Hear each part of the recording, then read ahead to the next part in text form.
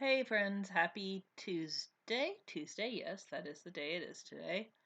Um, Hope everyone's doing well. I did miss Sunday because it was my birthday, which I wasn't planning to miss it, but I did decide to try to cook and bake a bunch. And then by the time 8 o'clock rolled around, I was sleepy. And also, Britt had finished with her work for the night, so we decided to just watch a movie, which was the correct call. And I feel okay about it. So I did just push the Sunday schedule back a week like I did with the Thursday schedule before. I also did update the schedule with May stuff, so now we are clear with reading through May. Here's Nike coming in to say hi. Hi, Nike. You're very soft and you're not getting treats yet. I know that you usually get treats at 8, but sometimes we have to be patient and wait, which you are super good at. Yes, what a good kitten. Um, yeah, so I updated the schedule. Nothing super exciting there. Sunday, the Disney Channel series is going to get us through to the end of the month. Thursday, we're finishing up with the Mutual series on this coming Thursday, so in 2 days. And after that, I'm switching to the Don't Read the Comments one, which is one of my earlier ones where they're YouTube people. And then I just put in some one-shots on Tuesdays. I think next week is Write a Loving Letter Boy. Yeah, I think that's what I did next week. Anyway, again, there is a Google Doc. You can look at that. That's easier than me trying to remember things. Yeah.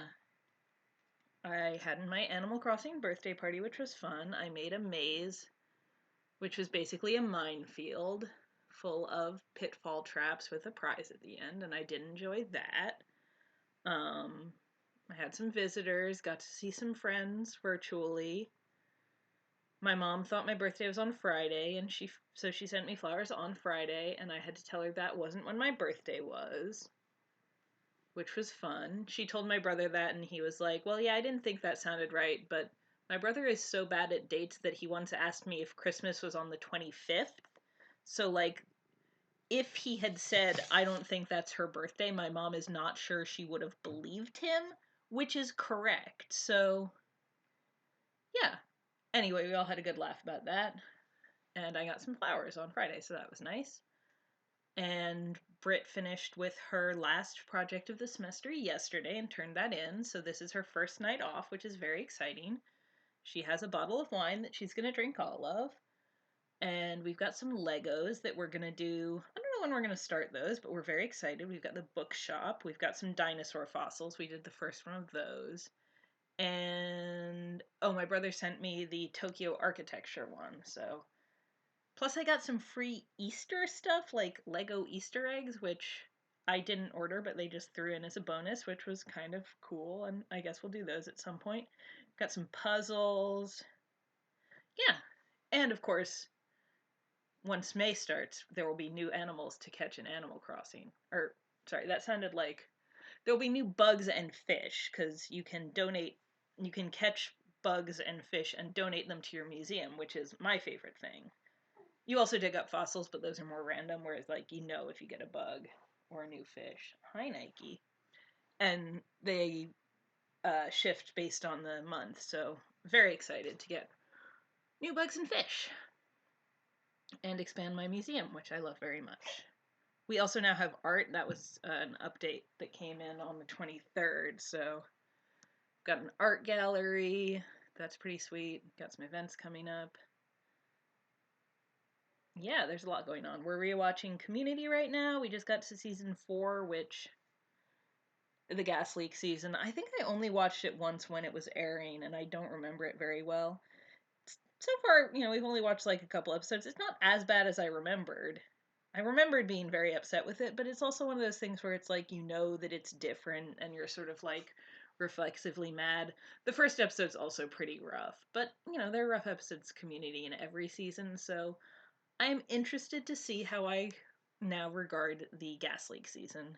And I've never actually watched season 6, so if we keep going, I'll be interested to watch that. We're also watching some Leverage because Leverage is great. Yeah, oh, we were watching Parks and Rec before that. Yeah, we just have something on in the background all the time. Played some Hearthstone last night.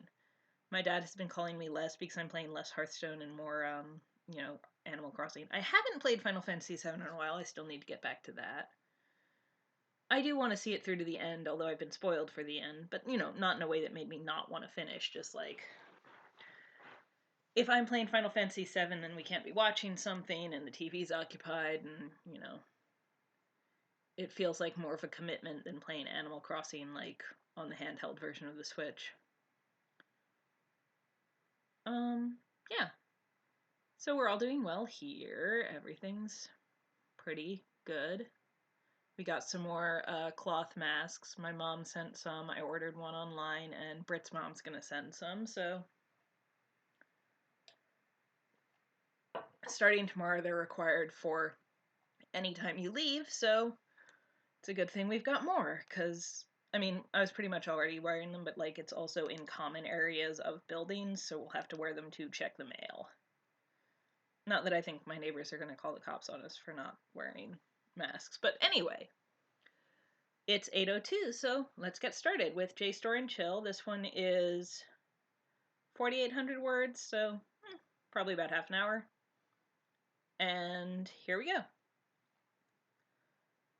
Honestly, their friends are way, way too excited about the new apartment. We finally got a place to hang out, Jasper enthuses. It's gonna be awesome. Bellamy and Clark exchange a look. Clark knows what he means. Ever since she, Jasper, Monty, and Octavia graduated from college last year, it's been tough to hang out because everyone's housing situations are kind of terrible. Jasper and Monty are living in a tiny house with like 10 people, which means that while they pay almost nothing in rent, they can't really entertain and barely have anywhere to sleep. Octavia is living with two girls they went to college with and passive-aggressively hates both of them, but refuses to be the first one to leave the apartment. So not only can they not all meet at her place, she wants to spend as little time there as possible. Clark was living with her friend Wells and some of his law school friends, but he and Raven started dating, so he's moving into the weird co-op place where she lives, and Clark has no desire to stay in the apartment without him. Since Bellamy's lease was also up, it just made sense for them to get a place together, and they actually found a pretty good deal on a 2-bedroom apartment. It's exciting. It's going to be awesome unless it goes wrong, Monty says, waving his hand vaguely. That's true of literally everything, Bellamy says, finishing off his beer. It will be nice to have a place to hang out that isn't a bar. It's too loud and the floor is kind of sticky and all the alcohol costs too much. You're going to have to narrow it down. So roommates can go a few different ways, Monty says. Ever since he got Abed in a Which Community Character Are You quiz, he's been trying to break down tropes in their lives. It's mostly endearing. Especially when you're sexuality compatible. Who says we're sexually compatible? Asks Bellamy, looking at Clark. She shrugs. No, sexuality compatible. I'm trying to make it happen. Instead of the whole stupid, like, men and women can't be friends thing, which is so heteronormative. You guys have sexualities that mean you could be attracted to each other, which can complicate cohabitation. This conversation is going really terribly already, Bellamy says. I'm getting another round.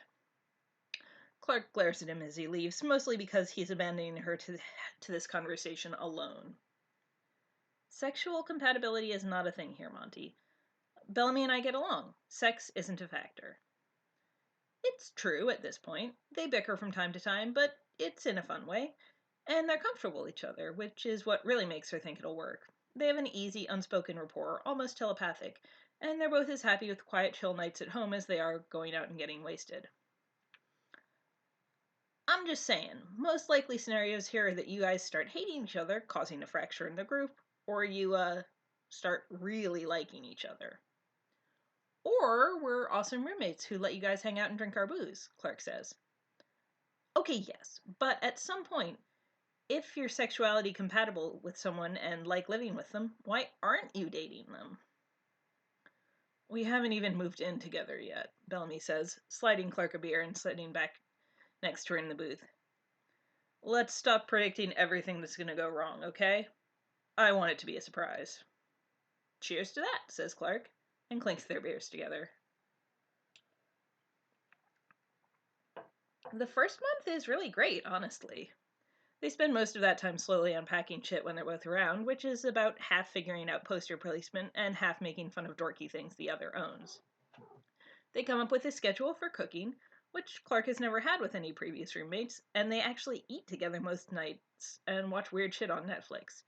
It is, admittedly, kind of overly domestic, which is bad because Clark thinks she's not supposed to be getting domestic with her college roommate's hot brother. But that's short lived because once their stuff is unpacked, their friends are always visiting.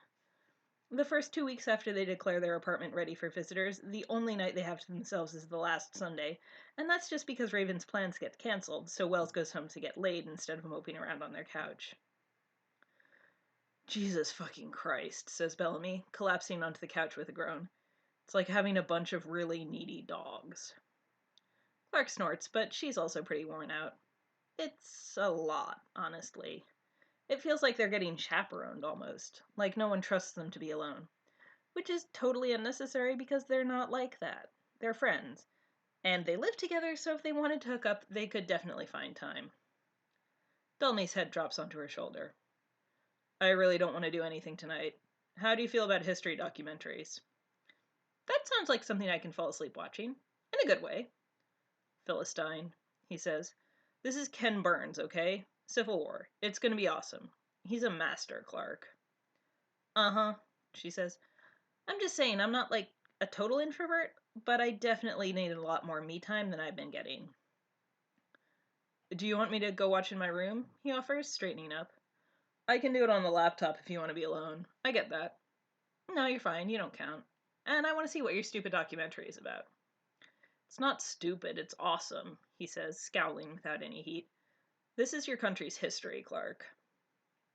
If he's not going to lean on her, she's going to lean on him. She's tired and wants affection. I'm joking. I've heard it's awesome. I'm excited.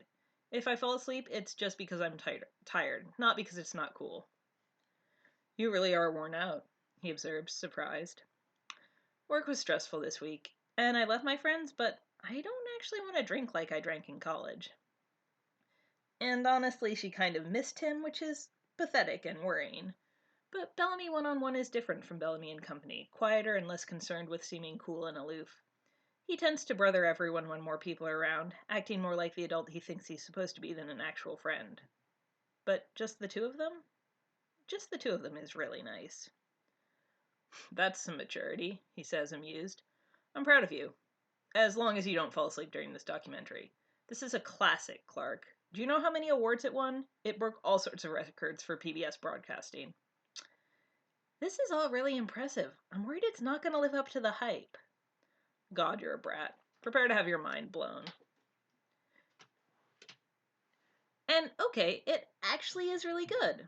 Clark has always liked history in a sort of passive way. She's interested in it, but it's never been one of her favorite subjects, never something she sought out. But Bellamy's a history teacher and likes to just rant when he's drunk or frustrated or just feels like it, and it's fun. Similarly, she's never been much of a documentary person, but watching it with him when he can't help interjecting with additional fun facts and trivia and he's got his arm around her absently, that's pretty much great. Okay, we're not watching another, she announces. Because I'm going to fall asleep, she adds, before he can protest, and I don't want to miss anything. I told you it was awesome, he says, smug, and she pats his leg. You're always right, and I should always listen to you. We'll watch more tomorrow. And she means it. She's excited. But the next day, Jasper and Monty show up because one of their housemates is having a party they don't want to be at, and the day after, Octavia has to rant about some guy at work she hates, and then Clark has a thing on Wednesday, and Bellamy has a thing on Thursday, and they always hang out on Friday, and by Saturday, she is ready to murder everyone she knows. Except Bellamy. Which is concerning in its own right, probably, but she is choosing to ignore it. Can we pretend we died? He asks. I have so much grading to do. Why didn't we get a smaller place? We didn't realize what we were getting into. She roots around her bag for her phone and finds their group text, types out a quick message, and then flops back on the floor. Okay, we're officially off the hook for hanging up. I've got your back. My knight in shining armor, Bellamy says, glancing at his own phone. There's a pause, and then he adds, yeah, that's not going to do what you want. What do you mean? Her phone buzzes on the floor, and Clark picks it up to find that Jasper has responded to her simple, Our apartment is off limits for tonight. It's Clark and Bellamy night. Message with a long string of exclamation points. Monty immediately adds sexuality compatible, and Octavia just sends as many question marks as Jasper sent exclamation points. Clark and Bellamy night can be a platonic thing, Clark grumbles. Then Bellamy responds to the group with, "Good job, you guys cracked her code. My tongue is in her ear right now." "Thanks for clearing that up," she tells him, and he grins. "I'm just cleaning up your mess. Come on, I can definitely watch Civil War and Great at the same time." "Even with your tongue in my ear?" "I'm really talented." She climbs up onto the couch and settles in next to him. "Maybe if they think we're having sex, they'll leave us alone." "It's so cute that you're optimistic like that," he says. "It's definitely going to get worse before it gets better." "So, you and Bellamy, huh?" "You guys never leave us alone," Clark says, glaring at Raven across the table. "We're not hooking up. We just occasionally like to have a night to ourselves. We didn't actually get a new apartment so that everyone else could live there." "Yeah, you know you're talking like a couple unit, right? I'm just saying." "I'm using the first person plural pronoun," she says. "I do it all the time." "A night to yourselves," says Raven. "That's what I say when I want to get laid." "No, it's not. You just say you're getting laid. You're not even a little subtle about it." Raven considers this. "Point, but you're more repressed than me." "I'm not. I just have less casual sex. That's not about repression. It's about preference." "Fine." She fixes Clark with a serious look. "There's really nothing going on with you guys?" "Echo, stop that. You get out of there." Sorry, the cat is trying to get into some plastic wrap. Ahem. Shut up, Brett. "We are totally awesome housemates who are not banging," Clark says firmly. "That's a shame," Raven says, and sounds like she means it. Before Clark has formulated a response, Octavia flops down on the open seat at their table. "Did I miss the discussion of my brother's sexual prowess?" "Is that why you're late?" Clark asks, slumping in her chair. "Trust me, if you had a brother, you would not want to be involved in conversations about his sex life. I'm happy for you guys, but—" "We're not dating," she says, firm. "We just like having nights off occasionally. At least one of you guys has been at our apartment almost every night since we got unpacked." "That's not true," Raven says. "This is only the second time it's been just the two of us, and that's because I told everyone to fuck off. The other time was when your dinner plans fell through and Wells canceled on us." "Why aren't you dating my brother?" Octavia demands, cutting off Raven's response. She actually sounds offended. "I don't know," Clark says, caught off guard. "I'm not. Why aren't you dating Jasper?" She knows instantly that it's the wrong response, and Octavia knows it too. Her eyes light up. "One," she says, counting on her fingers, "I'm not into him like that. Two, he is, or at least was, into me like that, so if we dated and it didn't work out, it would be awkward because he'd be more invested than I would be. Three, I'm working on going out with Lincoln, remember? Four, I think I'd destroy him, like, sexually. He is not prepared for this. Not to brag." She smirks at Clark. "So why aren't you dating my brother?" Clark has answers to the question, but they mostly focus on how it would be bad if it went wrong because they'd have to stop living together, and maybe stop being friends, and that would suck both logistically and emotionally. But the truth is, there's exactly one reason she's not dating Bellamy Blake, and it's because he's never shown any sign of being into her. "He's like Anya," she settles on. "Totally awesome, but we've never been like that." Raven and Octavia just look at each other. "So you're too chicken to ask him out," Raven surmises. "We just want to, at least once in a while, not be hosting guests," Clark says, somewhat desperately. "That's not unreasonable." "Nope," Raven agrees, popping her pea decisively. "It's just also kind of bullshit," Octavia adds, and the two of them high-five. On Monday, Bellamy sends out another group text. "I'm a teacher. I need at least 2 nights a week where I can do work. No one is coming here on Tuesdays and Sundays. Good talk." Wells responds, "Those are good date nights," and Jasper asks, "Is your tongue still in her ear?" "That went really well for you guys," says Octavia. She and Clark are playing video games while Bellamy mutters about how much he wants to strangle his sophomores, and Clark does like this, too. She loves their friends. She just needs breaks and boundaries. Their round of Mario Kart ends, and Clark texts, "Yes, his tongue has been in my ear nonstop since Saturday. Awkward for work, but we're going for a world record." Octavia shakes her head, and Clark figures that's the end of it. Which is, of course, ridiculous and overly optimistic because it's only 2 more rounds before Octavia says, "Hey, Belle, why aren't you dating Clark?" Clark tenses enough that Octavia notices and resists the urge to murder her. Bellamy has 1,000 reasons not to date Clark, starting with the fact that she's 5 years younger than he is and was his baby sister's college roommate. She knows he's not going to date her. She has no desire to hear him explain why not. But he's Bellamy, of course, and he'd never be that much of a dick. Or not that kind of dick. So he just says, "I'm saving myself for Luke Perry," without missing a beat or looking up from his laptop. Clueless reference? Really? It's a good movie. The two of them bicker about that for 5 minutes, and then Octavia makes Bellamy Google Luke Perry so they can find out what he's doing now and determine if Bellamy has a shot with him. They decide he does, and that seems to be the end of it. But of course, it's Octavia, so she texts the next day, Clark and Bellamy Day, and just says, "He didn't have a reason not to date you either."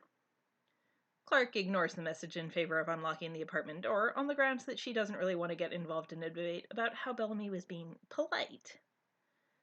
He's at the stove wearing a white t-shirt so thin it's practically see-through and his favorite soft flannel pajama pants, the ones Octavia gave him for Christmas 2 years ago, that she actually had to commission from someone on Etsy because she really wanted her brother to have pajamas printed with beefcake founding fathers on them. And Bellamy loves them. Clark would date him in roughly half a second, but she's not telling Octavia that. "What's for dinner?" she asks, leaning over his shoulder. Bellamy gives her a smile. "Hey, welcome home. Steak. Don't say I don't know how to show you a good time." "Steak and history documentaries," she teases. "You're a real charmer." "Thanks for noticing." He glances at her. "You think they're really going to leave us alone?" "You think they're not?" "Honestly, I can't decide. Either they're going to give us privacy because they think we're hooking up, or they're going to show up because they think we're hooking up and they're pissed we're not admitting it." I wish I could say I didn't think our friends would break into our apartment to try to prove we're not dating, but they totally would. "Lucky for us, all they'll find is us watching documentaries and eating steak," he says, and Clark manages a weak smile. "Lucky for us," she agrees. "Want a beer?" It doesn't surprise Clark that Tuesdays and Sundays become her favorite days. She loves all her friends, but it's nice not to have to worry about getting dressed or keeping anyone entertained. Even though she knows she doesn't have to do anything special, there's the slight pressure of it niggling at the back of her mind, her mother's voice telling her that she has guests and she shouldn't neglect them. Sitting on the couch with her feet in Bellamy's lap, listening to documentaries while she sketches and he grades papers is just easy, uncomplicated, relaxing. Domestic and dangerous and completely, utterly stupid, but really nice. They finish up Civil War and switch over to Planet Earth, which Bellamy hasn't seen despite being a huge nerd, and he limits that to Sundays only because he can't concentrate on other work while he does it. Their friends keep making insinuations about the two of them, and they keep dodging it with rolled eyes and sarcasm. It's been a month when Octavia breaks. Or maybe someone else breaks, but Octavia's the one with their spare key, so she's the one who got sent in. Either way, Clark startles at the sound of the door opening and Octavia's voice calling, "You better be decent!" They are, of course. Clark is on the floor making a collage for Bellamy to use for his freshman, and Bellamy is giving her periodic unhelpful feedback while he watches Planet Earth. It is completely and totally innocuous. "Oh," Octavia says, stopping short. "You're—" "Why would we have to be decent?" Bellamy grumbles. "It's our apartment and you're not supposed to be here. We can do whatever we want. Did you come up with an excuse for showing up, or were you just assuming we'd be making out and you wouldn't have to explain yourself?" "I got locked out," Octavia says. "Seriously." "Uh-huh. And you didn't call your roommates because—" He pauses, reconsiders. "Never mind, I just remembered your roommates. You need to move, but fine. Clark, can you pause this? I'll go find my spare." Clark doesn't make eye contact with Octavia as she pauses Netflix. "Oh my god, how are you guys still in denial about this?" Octavia bursts out once he's gone. "You know he's crazy about you, right? Like, totally, stupidly. I don't even know how to deal with this. I thought you guys were just not telling us because you're stubborn, but you really have couples nights where you watch documentaries and pretend you don't want to make out. It's actually kind of cute. It's like you're already married. But seriously, what the fuck? Clark opens her mouth a couple times, but she doesn't really have a response, and she finally settles on, Planet Earth is amazing, though. You guys are so perfect for each other, Octavia says, and Clark flushes when she realizes Bellamy's actually back, and she's telling both of them. Thanks for the input, he says. Seriously, either move out or start talking to your roommates like an adult. You don't get to say we're ridiculous when you can't even talk to the people you live with when you get locked out. He bumps his shoulder against Clark's. We just like having a couple nights a week to veg out and watch Netflix. Don't read into it. It's a good reminder for Clark, too, so she just smiles. Feel free to tell everyone about all the debauchery. You guys are pathetic, says Octavia. Thanks for the key, Belle. Clark expects it to be a little awkward once she leaves, but it's not like Bellamy doesn't get this all the time, too. So he just says, probably good we got that over with, and flops back on the couch. It's hard to feel particularly motivated on the collage when she can still hear Octavia saying Bellamy's crazy about her, so she tucks herself into his side and smiles when his arm wraps around her.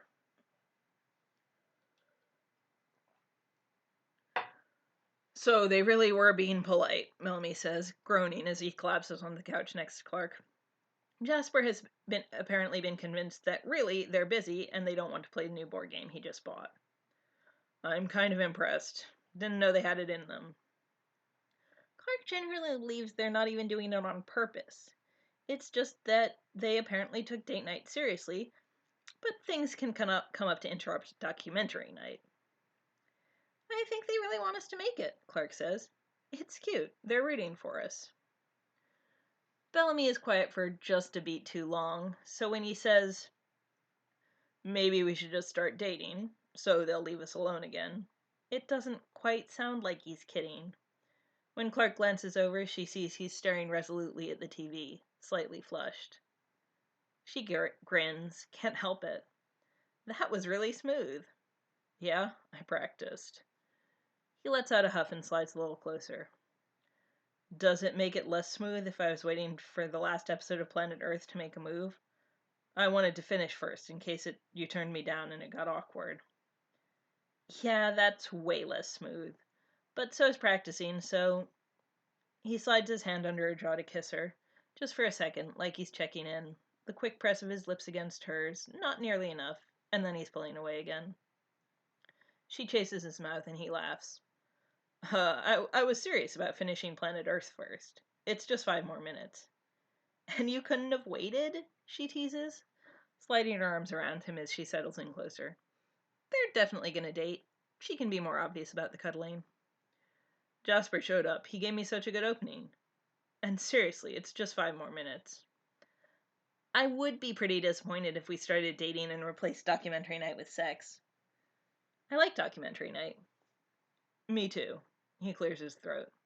And I love O, but seriously, I'm pretty sure we can watch a documentary and have sex in the same night. It's really not hard. It just means we're gonna have the best date nights ever, Clark says. And Bellamy stares at her for a second, then deliberately turns off the TV. Come on, there were... He pushes her back on the couch and crowds on top of her, mouth firm and insistent. Clark knows Bellamy's been with a lot of girls, more than she has guys and girls put together, and he kisses like it's his favorite thing to do in the world. Slow and wet and hot, his hand tangled in her hair, his thigh pressed between hers. She never wants to stop. It's on Netflix, he says, between kisses. It's not going anywhere. Neither am I, she points out. He drops his head against her shoulder, and she feels the curve of his smile against her neck, making her squirm happily. He wants her. Yeah, but you're a little more exciting. Just a little? He bites her shoulder, firmly enough to feel it a little like a rebuke. Firmly enough to make it feel a little like a rebuke. Planet Earth is awesome. She laughs. Yeah, I can't wait to see what we find next. The decision to not tell anyone about them right away is about half practicality, if the fallout from the two of them potentially not working is limited to the two of them, it's probably better for their very entwined friend groups than if everyone is involved. And have curiosity. It took them so long to prove they weren't dating, they want to see what it'll take to make everyone realize they are. It's for science. And, well, honestly, their friends are going to be so smug and overinvested in their relationship that Clark has trouble getting really excited about telling them. At least until Bellamy wraps his arms around her and nuzzles her neck when she's making coffee, or makes her an actual packed lunch for works because she knows she forgets to eat, or crowds her up against the door and gets her off fast and hard before they go out to meet everyone, because while she doesn't want to deal with the immediate fallout of the dating announcement, she really wants to be in the "have you heard about how I have the best boyfriend ever" stage, because she does, and she wants to tell literally the entire world about him. They have an actual Wednesday to themselves, which is practically unheard of, when Octavia finds out they're together, storming in with her spare key and yelling, "I am going to murder them. How do I make it look like an accident? Gas leak? Murder/suicide?" Clark is naked on the floor with Bellamy's head between her legs, and there's a moment of sheer panic between them before Bellamy pulls back and yells, "Don't come in, hero!" "It's Wednesday. It's not even dork night," she says. Clark scrambles to pull the blanket off the couch and wrap it around herself while Bellamy wipes his mouth on his arm. It's very obvious they were hooking up, but at least she thinks it's hard to tell what, specifically, they were doing. It's the best they're going to be able to do on short notice. "Yeah, but trust me, you don't," Bellamy starts, but it's too late. Octavia stares at them for a full minute, taking them in. Both shirtless, even if Clark's covered herself up, lips swollen, Bellamy's hair a total mess. "Oh my god, what is wrong with you guys?" "I thought you wanted this," Bellamy says, looking around for his shirt and pulling it back on. Clark spots her underwear and hopes Octavia doesn't. She could still be mostly dressed under here. "Do you guys only have sex when everyone cancels their plans? Is that how it works? What the fuck?" "It's every other second Wednesday of the month," Bellamy explains. "For ritual purposes." "Today's the third Wednesday," Clark says, smile way too fond. She's so gone for him. "Shit, good thing O came in when she did. We nearly had totally unnecessary sex." "What a disaster that would have been." She leans down to press her lips to his, just so Octavia won't think she doesn't want to. "I'm gonna go, she jerks her head toward her room. "I'll be back with clothes." Bellamy squeezes her hand, and Octavia lets out a somewhat disgusted snort. "I'm gonna murder you, Belle," Clark hears her saying as she heads into her room. "How long?" She takes a little longer getting dressed than she has to, just so she can avoid the Blakes conversation. By the time she gets back, they seem to have mostly wrapped up, because Bellamy is saying, "Yes, she knows how I feel. It's not just sex. Please tell me this conversation is over." "If you just told me you had a girlfriend like a normal person," Octavia huffs. "Sorry, O. We were working on it." He grins as Clark comes back in and settles down next to him. "But it was kind of funny. We'd finally convinced you nothing was happening, and then—" "You're both assholes," she declares. "I can't believe documentary night wasn't code for sex." "No way," says Clark, tucking herself more firmly into Bellamy's side. "We can have sex anytime. Documentary night is sacred." And that's it. Okay. I forget how I wrap these up, but have a good night. Stay safe. Wear face masks. They're not that bad. And I'll see y'all on Thursday. Bye.